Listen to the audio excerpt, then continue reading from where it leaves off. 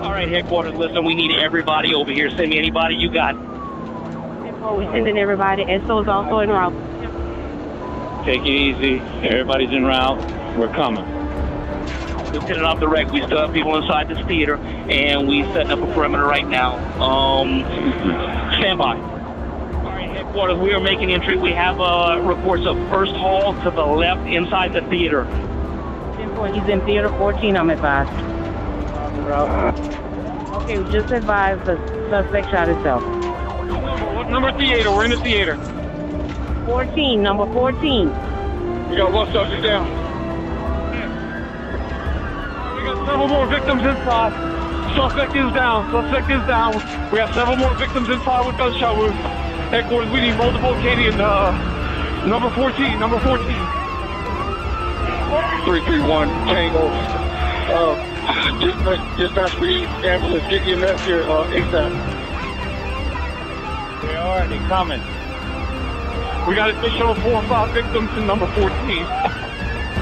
Actually, 6 victims in 14. Within a minute of the first 911 call, Lafayette police officers were on scene, running toward the theater, shots still ringing out. And when those officers made entry, according to some of the people we spoke to, it looks like he spotted the officers coming in, and he turned around and he went against the crowd and he fired a single gunshot. It was the 7 o'clock showing of Trainwreck. 20 minutes in, the shooting started. Police say the gunman opened fire at random, shooting 9 before turning the gun on himself. Outside, a massive police presence, local, state, and federal agencies on scene. The shooter's car searched by the bomb squad. There were controlled detonations, though nothing explosive was found in the vehicle. Why would this guy come here to this theater and just start randomly shooting people? It's too early to have any of those answers yet. Inside the Grand, the forensics investigation now underway. The bodies of the shooter and one of the victims remaining inside even hours after. It's kind of a night, kind of an awful night that brings us together as a community. We are a resilient community. We ask people for their thoughts, for their prayers. Let us shower these families with love. Well, it was the day after the shooting had happened that I got a phone call from one of our employees that his wife, Anna Gumpert, she's a freelance graphic designer, and she had come up with the design that you've seen on the signs and banners and whatnot, and that they wanted to know if I would be willing to allow them to print some signs to sell, and then the proceeds would go to the victims. So it's a Friday afternoon. He told me that Saturday they wanted to, a few employees had talked, and they were going to just share it on their Facebook page, and then hopefully get some people that may come by Pixis on Saturday, which we're typically not open on the weekend, to purchase a sign, and again, to receive the proceeds to make a contribution to the victims' families in some way, shape, or form. And I said, sure, that's not a problem. I said, what do we have on the shelves inventory-wise? You know, how many can we print? We're in the heart of political season right now, so we've been blowing through a lot of the materials, and it's a Friday late afternoon, so no telling what do we have on the shelves, you know, before we replenish. Well, we ended up having enough materials and supplies to print about 450 signs before having to reload, you know, in the subsequent week.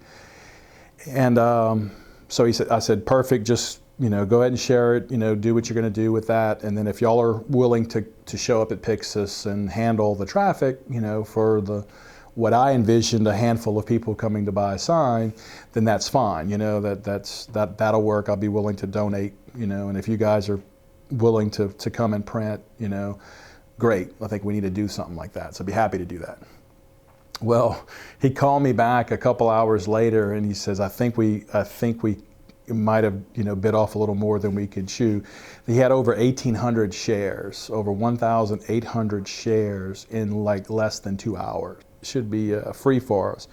So I made some phone calls and they were gracious enough to let us use a portion of Cajun Field. And when I looked at the calendar, I looked at the weather to see. Thursday they were calling for a lot of rain. So Wednesday looked like a slight chance of rain, but that looked like our best bet. So Wednesday, which was cutting it very close, we decided to go ahead and say, okay, we're going to set it for Wednesday night. UL agreed to let us have the Cajun Field and whatnot. Well, we had well over 300 volunteers show up, to Cajun Field. We had tons of companies, show up to or call us to say, hey, look, can we bring, food to help with, feed the volunteers, So we had, a Whole Foods brought, all kinds of fruit and vegetable trays, and we had walk-ons brought a bunch of food to feed, and Canes and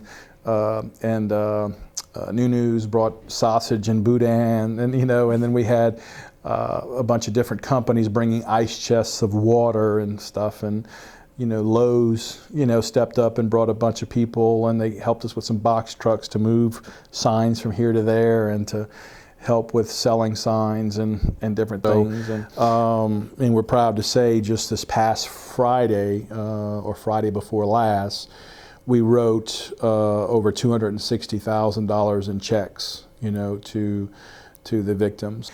Like I said, it's been overwhelming, and it's how fast it took off, and whatnot in just a short, window of time, in less than 2 months, that for us to be able to write, those kind of checks, it just shows the outpouring of compassion that people in the community of Lafayette and the surrounding areas have, and everybody's sense of wanting to help, and that's the part that I took away from this more than anything, was just how proud to live in this community where people lift each other up when they're down, and pick each other up, and that's been the biggest thing for me. Lafayette Strong sign that we sold for $10. We've sold close to 15,000 of these, and really all over the country. We've had people order them.